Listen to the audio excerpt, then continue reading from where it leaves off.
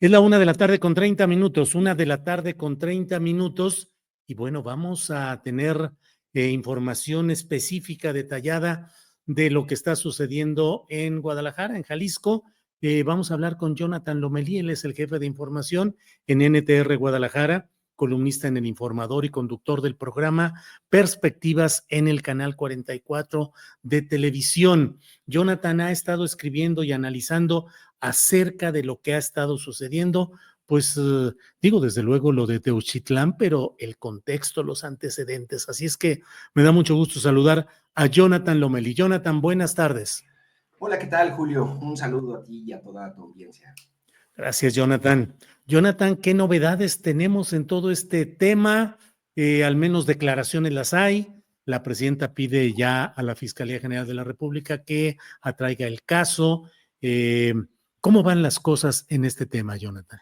Sí, mira, Julio, como bien dices, ayer el fiscal general de la República dice que es poco creíble que las autoridades locales, tanto la Fiscalía del Estado como el municipio el municipio aquí en Teuchitlán, perdón, Tecalitlán, no estuvieran enterados Teuchitlán, perdón, no estuvieran enterados de lo que había ocurrido, ¿no? Entonces, hoy la presidenta nuevamente dice, le pedí a la Fiscalía General de la República que investigue, que atraiga el caso. Lo que dijo el fiscal es que va a investigar la actuación de las autoridades locales. Eso me parece que es lo que le da ya una nueva dimensión política y criminal al caso, que de por sí ya es nacional y ya tiene eco internacional. Aquí me parece, Julio, que lo importante es saber cuál es. Solo hay dos posibles explicaciones para que haya ocurrido esto. Como tú ya bien has informado y lo han informado en otros medios, este rancho Izaguirre fue asegurado el año pasado, durante la pasada administración del gobierno del estado de Jalisco, en septiembre de 2024.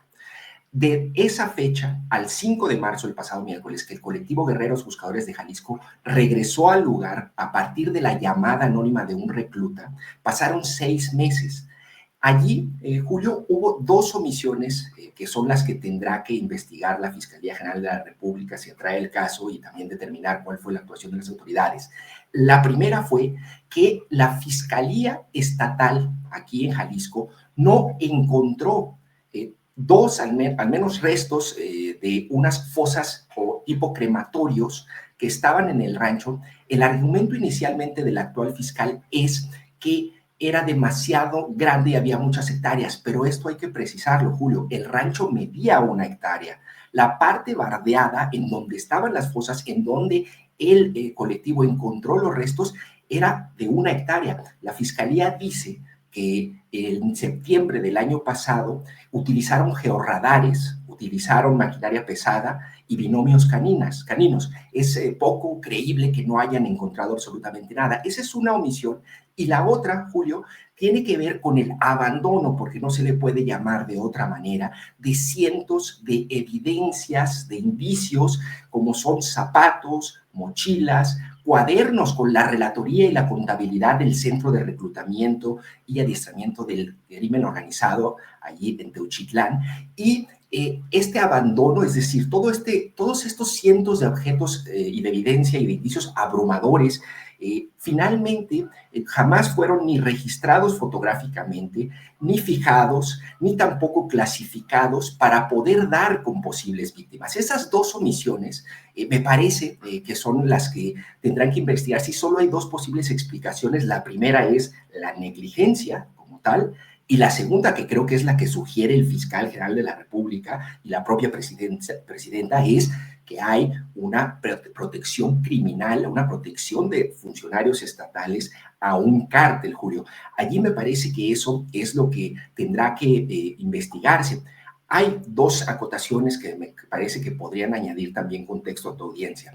Una, esto corresponde a la anterior administración, es decir, la responsabilidad directa sería, en todo caso, del fiscal estatal de ese momento, de Enrique Alfaro, que fue Luis Joaquín Méndez, y de la actual fiscal especializada en desaparecidos, Blanca Trujillo. Ella continúa en esta administración, ella era la encargada directa.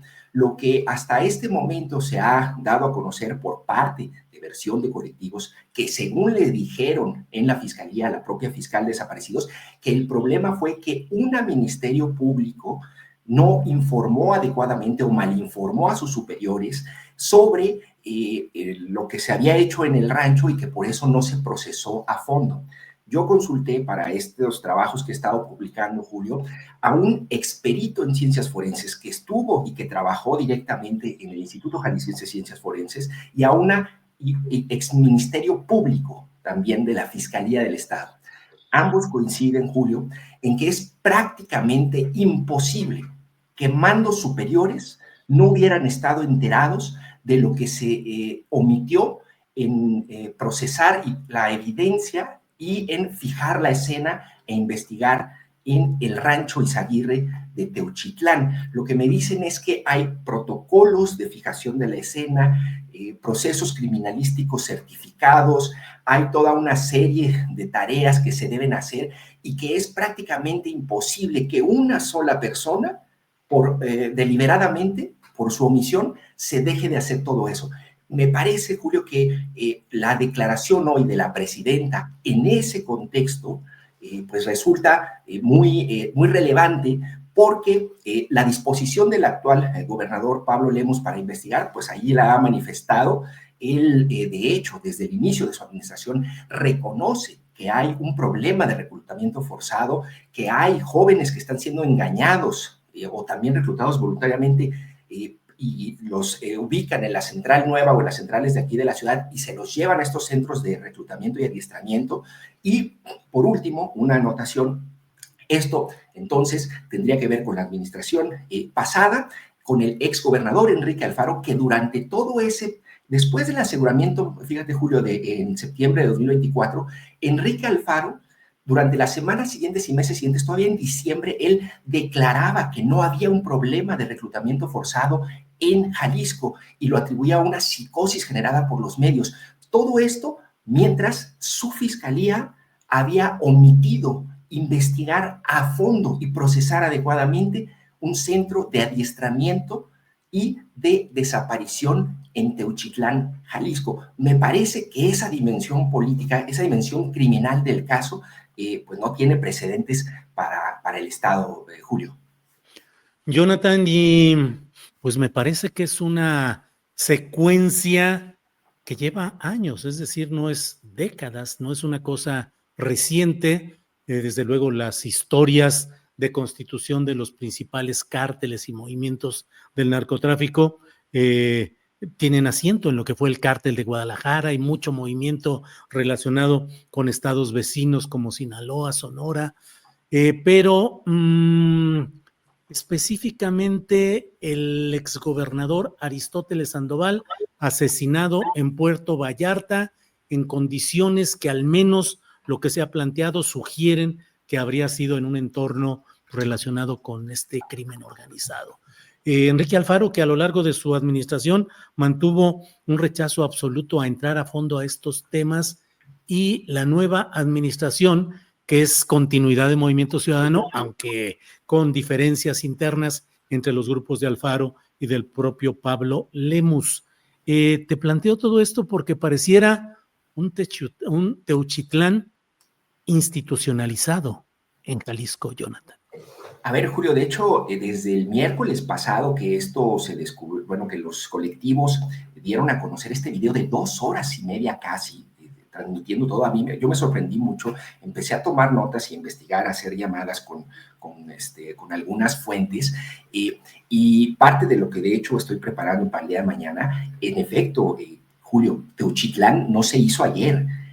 Ojo, en 2017, durante la administración de Aristóteles, con Eduardo Almaguer al frente de la Fiscalía, también ubicaron un centro de reclutamiento en Teuchitlán, allí cerca, y de hecho hubo un proceso de extinción de dominio, se dijo en ese momento. Después de 2017, encontré un par de comunicados de la Fiscalía en donde habla de que se procesan a un par de sujetos acusados de desaparición, sobre todo en unas especies de ladrilleras también allí en Teuchitlán. Y después está este caso en donde según testimonios de los propios, bueno, referencias de los colectivos a partir de lo que han dicho exreclutas, es que ese centro operaba desde 2018. Es decir, estamos hablando de, como bien dices, de un problema transeccional institucionalizado en donde las alertas, ¿no?, de la connivencia del Estado con el crimen organizado, pues están por todos lados. Lo que falta ahora es justamente demostrarlo y desarmar o pues sí, desarmar y desmontar ese sistema de criminal en donde el Estado forma parte también con su omisión o su acción de esta especie pues de gran crisis humanitaria que vive el Estado y que ahora vemos el día de hoy en Reynosa, Tamaulipas. Es increíble, pero encuentran algo similar. Me parece ahí, Julio, que en efecto, como bien tú lo observas, esto no, es un problema que tiene ya que atenderse, pero que Teuchitlán no se hizo ayer. Y si nos vamos a Teuchitlán, también nos vamos a Tala, que fue en donde se encontró en 2015 uno de los primeros centros de reclutamiento, y ha habido más a lo largo de estos años. Entonces, hay toda una estrategia del crimen organizado y que ese es otro tema también que quiero abordar y sobre el que hay que reflexionar, para reclutar a jóvenes, que son por dos vías. Una vía es justamente con engaños, diciéndoles que les ofrecen trabajos de seguridad privada, bien pagados, y cuando llegan se dan cuenta de que ellos pues, están enrolándose en las filas del crimen organizado y no se pueden salir. Si se salen hay consecuencias fatales. Y la otra, Julio, también es que hay un reclutamiento voluntario, es decir, en redes sociales, yo he escrito sobre eso, hay anuncios del propio cártel en redes sociales diciendo con teléfonos, contactando a los jóvenes si quieren enrolarse. Evidentemente, lo que decía Indira Navarro del colectivo Buscadores de Jalisco es que los jóvenes caen fácilmente en esa tentación, pero una vez que llegan ahí se dan cuenta pues que eso en realidad tiene consecuencias catastróficas y ya no se pueden salir. Entonces en la transmisión en vivo es brutal, Julio, cuando la hace este colectivo, porque es parte de lo que ellos constantemente están recordando en la transmisión y dicen, para que vean aquí las púas, vean los restos de zapatos, la ropa, las esposas, los huesos, para que los jóvenes entiendan que esto no puede estar ocurriendo, que no hay una promesa de una mejor vida, un mejor trabajo en enrolarse en el crimen organizado. Me parece, Julio, que es un asunto socialmente bien complejo y que pues ahorita nos tiene a todos sorprendidos y asombrados por la inhumanidad que existe dentro de este centro de reclutamiento, que los indicios que hay, pero también por la increíble omisión o negligencia o deliberada falta de acción